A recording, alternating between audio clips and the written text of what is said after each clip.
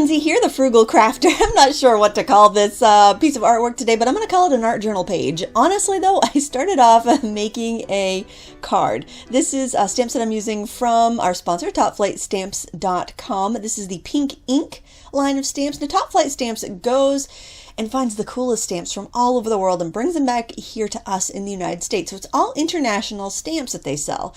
This company is new to me.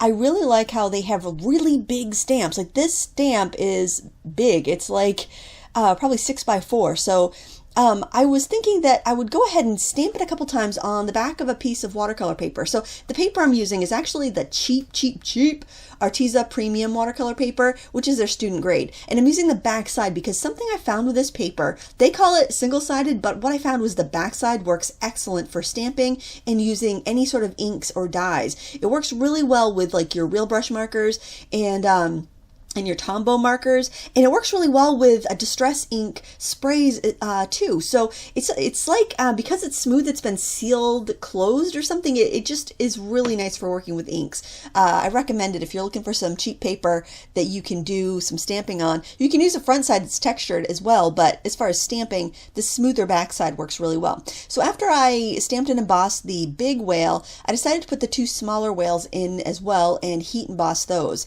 I'm using the Onyx Black VersaFine ink because I like it for embossing. I usually get a really crisp image, and you know, even though this is the backside of watercolor paper that's pretty smooth, it's still not quite as smooth as like your stamping cardstock. So I just wanted to make sure I was going to get a really good impression, and I heat embossed just to make sure I didn't lose these lines. Now I'm still getting used to the Distress Oxide sprays. I haven't used them that much. I picked them up at the stamp show. I got a good price on them. I paid like $4 a spray. Honestly, I didn't need as many colors as I bought, I realized. But you know, it's fun to play with them, and I don't regret my purchase. But I just wanted to let you know, in case you're thinking about picking some of these up, you know, get a couple blues, get a red, get a pink, get a yellow. You don't have to go crazy and get every single color to get a really nice range. Same with the pads. I don't have all of the colors of pads, and I feel like I've got an excellent option. So I'm just being pretty generous with the sprays. I wanted to kind of have some bands of green and blue and yellow. Basically, I wanted it to kind of feel like you're underwater and you're seeing some of the sun rays kind of come down through the water there. And now I'm just taking a brush in water and I am painting over the big whale so I can liquefy the sprayed ink and also lighten it up, because once you add water to the Distress Oxide sprays, it does lighten it up. But then I realized it was really opaque and it was covering up my lines, so I just went in with I rinsed off my brush and then I squeezed out the excess water with my fingers, and then I went in and I lifted up that excess ink because it was just covering up too much of my pretty stamping. The stamp is so detailed. Unfortunately, we do lose some of the detail with my work here, but you can see how much like how many like flourishes and stuff that it has. Now I'm using my heat gun to dry this, and you're going to notice it's a different heat gun. It's actually it's a heat gun I bought on sale at Harbor Freight for like $6 or $7 a couple years ago. It was before I did the whole KonMari clean out and decided not to buy doubles of things anymore, but I picked this up because it was really cheap and I thought it would be great to have as a backup when my heat gun died. Well, my heat gun died last week, and I've always been a little afraid to use this heat gun because it's so powerful, but I decided I would use it. Holy moly, it like heats my embossing powder in like 10 seconds. It's crazy. So I'm really happy with it, actually. I just want to make sure that I don't touch the that little heaty part or anything, because it's not enclosed like my Marvy one was. But anyways, I'm pretty happy with it, and it was certainly a steal of a deal. And I'm using what I had, so yay for me. So now I'm using some real brush pens. These are the Artiza ones, and basically I just grabbed a bunch of blue and gray ones to work from, and they worked really good over the inks. Now I did blot the ink up first. The neat thing about the real brush pens for any brand, honestly, is fine, as opposed to the like a Tombow marker or a felty tip pen, is that you can go over inks and not worry about messing up the tips. I just scribble them on like a paper towel or a scrap of paper or a rag when I'm done, and that removes any of that ink. It's not going to flow back and mess up your marker, which is nice. So I wouldn't do it with a felt tip pen because you could get all kinds of gunk in your felt tip and clog it. But if you have the real brush style pen, then use that, or just use a regular brush and some watercolor or some re-inker on a plate or something as a palette. Now I'm using some gloss gel to seal down the ink on the big whale and also make some bubbles, because I thought I might do some more inking on top and that might make some cool glossy resist.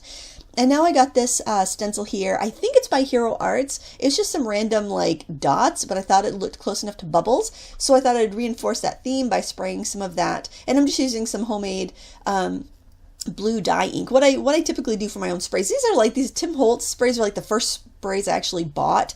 I've always made my own. Quite frankly, I find my homemade sprays to be just as good as any that I've used from other people that have been like store-bought sprays. So I've always made my own. And honestly, I think when I use up these Tim Holtz sprays, I probably won't rebuy them. I don't know, maybe I'll fall totally in love with them by the time I've used them up. They're fun, but I probably just, take some white gouache and some ink and make my own if I wanted to in the future. I really like using the pads. I find the pads to be a little more useful than the sprays, but I'm having fun with them, so I'm waiting to like do a review until I've really used them. Here I'm spritzing on some glitter into the wet ink just to see what happens. I'm trying to love the Tim Holtz glitter sprayer because I bought that too, and so far I'm kind of regretting that purchase, but I'm giving it my all. I'm gonna give it a bunch of different tries. I did actually like it better on this piece than anything else I've used, I think because I had a larger surface I was trying to glitter. Now my table in my studio, I actually spatter painted it last winter because I got so sick of trying to keep a white table white, and now it's like if I need to use paint, I can just squirt it on the table and I can pick it up from there and then I can wipe it away or I can brayer it and add it to the mix.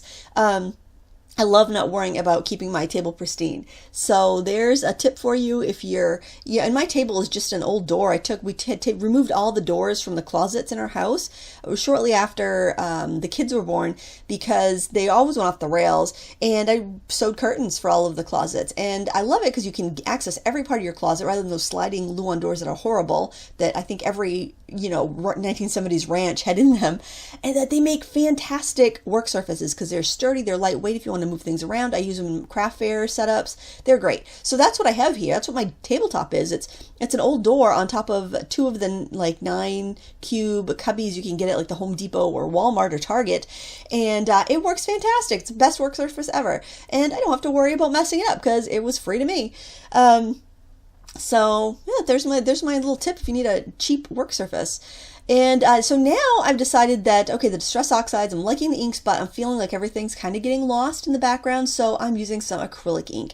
And this is by Dr. P.H. Martin. I'm using a combination of the, I think it's called Spectralite acrylic inks, and also some of the iridescent calligraphy inks, which are acrylic base, I do believe, because they don't reactivate, so I think they're acrylic base. I have a wide range of their inks. They're fantastic quality, and the only thing that I'm going to tell you about the only downside, it's not really a downside, I think you're going to run into this with any sort of shimmery ink, is that you will need to stir them. Shaking it is not going to cut it. So before you use them, take like the end of your paintbrush or a swizzle stick or something, and you'll need to stir that up. You could be shaking it for days if you try to shake that up. Now I really wanted some distinct kind of wavy lines to kind of show some movement in the ocean, so that's what I'm doing here with these inks, and I'm just kind of freehanding it. I'm just kind of picking up little currents. I've splashed on some ink just to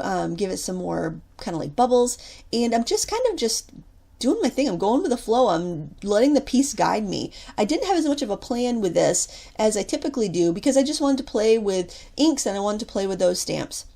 Originally, what I thought I was going to do was I would cut my card front out of the center of this, and then I would use the scraps for tags or bookmarks or something, or embellishments to go with a card. But the more I worked on it, the more I really was enjoying how the artwork was coming out. Can't talk today. Artwork. And it was funny because my daughter was doing some clay on the other side of my studio, and I was like, as I was getting done, I was saying, what should I do with this? And she's like, why, just, it's pretty, leave it as it is. And I meant, no, I was going to make something with it. She's like, why? Because I was thinking about maybe turning it into a journal cover, but if I turn that into a journal cover, the focal point whale would be on the spine and on the front. So I was still not sure what I was going to do with this. So here I realized that I wanted to redefine the edges of the whale and the pretty swirls and flourishes that are coming out of the whale. So I'm carefully trying to just ink up the edges of the whale and the swirls, and then I'm carefully trying to line it up, crossing my fingers that I've lined it up right. and I'm stamping over the top of it. And I did a pretty decent job. Now, if you had a stamp positioner and you had originally stamped it in a stamp positioner and you hadn't moved it, there's a lot of ifs there, but then that probably would have worked out really well because you could just pop it right back in there. But as I mentioned before, I don't have a stamp positioner, one of the Misty type tools. I don't use them. Not that there's anything wrong with it, I just haven't ever felt the need for it really. So I just kind of eyeballed it, and I did a pretty good job, I think. I did notice I got a little bit of a double line here and there, but that's all right because I'm going to be embellishing that with pens. And then I decided I would just freehand on some swirls on the other whales, and I'm moving this around because there are still little bits of acrylic ink that are still wet. I don't like to heat set the acrylic ink or acrylic paint because it can blister with the heat, so it's better if you can be patient just to let it dry. And now I'm adding some final details with some Jane Davenport paint over pens, which worked really good on top of the Spectralite ink. And I've also used some gel pen, which really drove me bananas because it kept clogging. I'm done with gel pens. I'm done with white gel pens, I should say. And there you can see the finished product. Please check out topflightstamps.com if you would like to get any of these stamps for yourself. I had a lot of fun making this artwork, and I hope you enjoyed watching it. Thanks for watching. Until next time, happy crafting.